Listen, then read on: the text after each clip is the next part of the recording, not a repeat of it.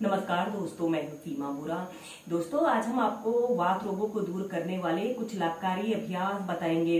अगर हमारे शरीर के किसी भी अंग में अवरोध उत्पन्न हो जाए तो यह वात के असंतुलित होने के कारण होता है। अगर हमारी दिल की धड़कनें असामान्य रूप से धड़क रही हैं और व्यक्ति चाहकर भी शांत नहीं हो पा रहा है तो ऐसा हमारे वात के बढ़ जाने के कारण होता है।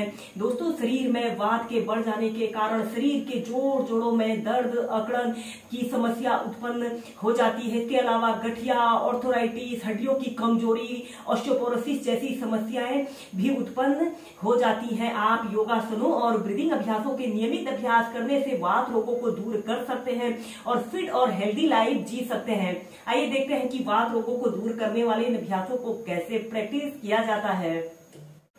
दोस्तों, वात रोगों को दूर करने के लिए सबसे पहले आप सूक्ष्म अभ्यासों को 5 से 10 मिनट नियमित अपनी दिनचर्या में शामिल कीजिए।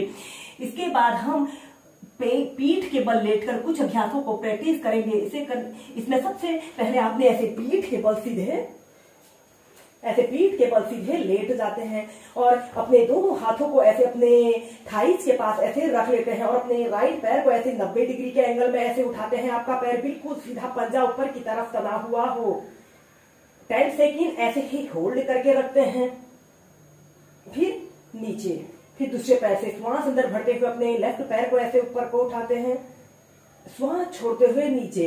ऐसे ही दोनों पैरों से इसे 8 से 10 बार प्रैक्टिस करें।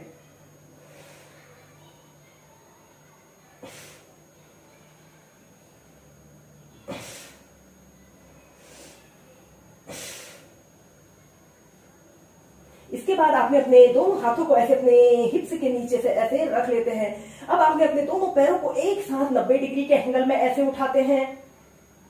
10 सेकेंड ऐसे ही होल्ड करके रखते हैं। आपके पैर बिल्कुल सीधे, पंजे ऐसे ऊपर की तरफ तने हुए हों और फिर धीरे धीरे नीचे। ऐसे अपने हील को जमीन पर नहीं रखते हैं, जमीन से थोड़ा सा ऊपर रखते हैं। ऐसे ही इसे आप स्थिरता से और मध्यम गति के साथ प्रैक्टिस करें। यह अभ्यासों को करने से हमारे जॉइंट्स की स्टिफनेस दूर होती है और शरीर के लचीलेपन को बढ़ाने के साथ साथ यह अभ्यास वात रोगियों के लिए बहुत ही अच्छे और सरल अभ्यास हैं। इनहेल करते हुए ऐसे अपने शरीर को ऐसे ऊपर की तरफ उठाते हैं, कुछ देर होल्ड करके रखते हैं, एक्सहेल करते हुए नीचे। इसके बाद आपने अपने दोनों पैरों को ऐसे 30 डिग्री के एंगल में ऐसे उठा लेते हैं। आपके पंजे ऐसे बिल्कुल तने हुए हों, आगे की तरफ तने हुए हों, नीचे। इसके बाद आपने अपने दोनों पैरों को ऐसे घुटनों से ऐसे मोड़ लेना है और अपने दोनों हाथों से ऐसे अपने टखनों को ऐसे पकड़ लेते हैं। श्वास अंदर भरते हुए ऐसे अपने शरीर को ऐसे ऊपर को उठा लेते हैं। 10 सेकेंड, 30 सेकेंड ऐसे ही इस सेतु बंधासना की पोजीशन पर रहें। यह अभ्यास हमारे कमर दर्द, पीठ दर्द, सर्वाइकल पेन और हमारे जॉइंट्स के दर्द को दूर करने के लिए बहुत ही सरल और अच्छा अभ्यास है। नीचे,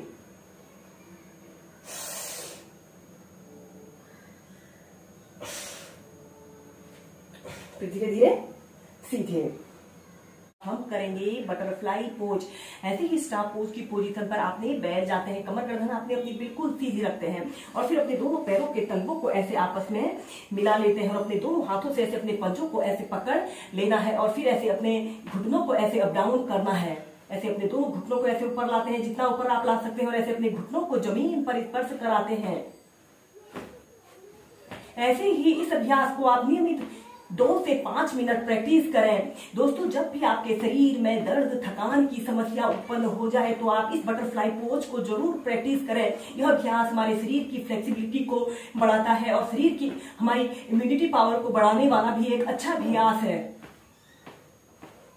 ऐसे ही इसे स्थिरता से कीजिए।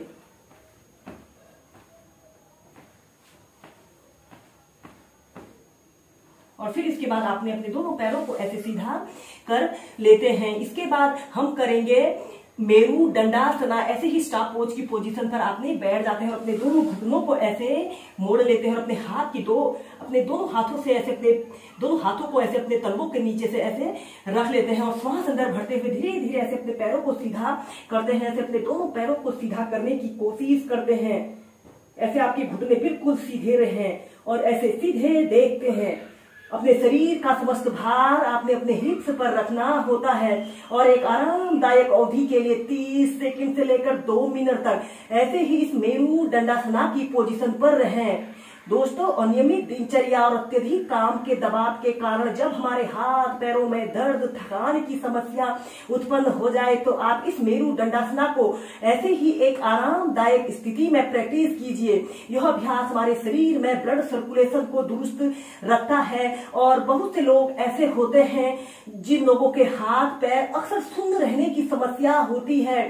इस मेरू दंडासना को करने से हाथ पैरों में सुन्नता और झुंझुनाहट जैसी समस्या भी दूर होती है। ऐसे ही एक आरामदायक अवधि के लिए जितनी देर आप इसे होल्ड करके रख सकते हैं, होल्ड करके रखें। जब आप ऐसे ही इस अभ्यास को एक आरामदायक स्थिति में प्रैक्टिस कर लेते हो तो फिर धीरे धीरे ऐसे अपने घुटनों को ऐसे अपने नाक के समीप लाने की कोशिश करते हैं। जितना आप कर सकते हैं अपनी फ्लेक्सिबिलिटी और स्ट्रेंथ के अनुसार ही प्रैक्टिस करें और फिर धीरे धीरे ऐसे अपने दोनों पैरों को सीधा कर लेते हैं।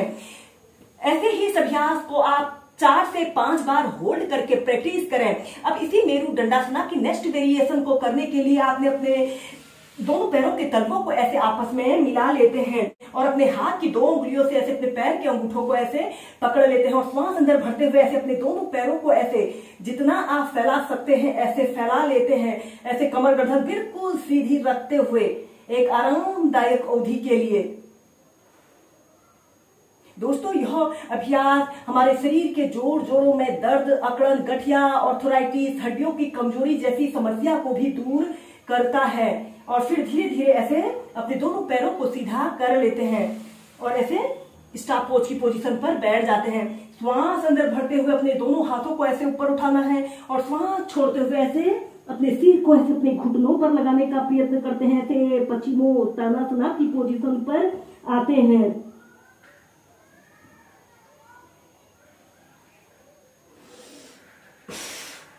फिर धीरे धीरे सीधे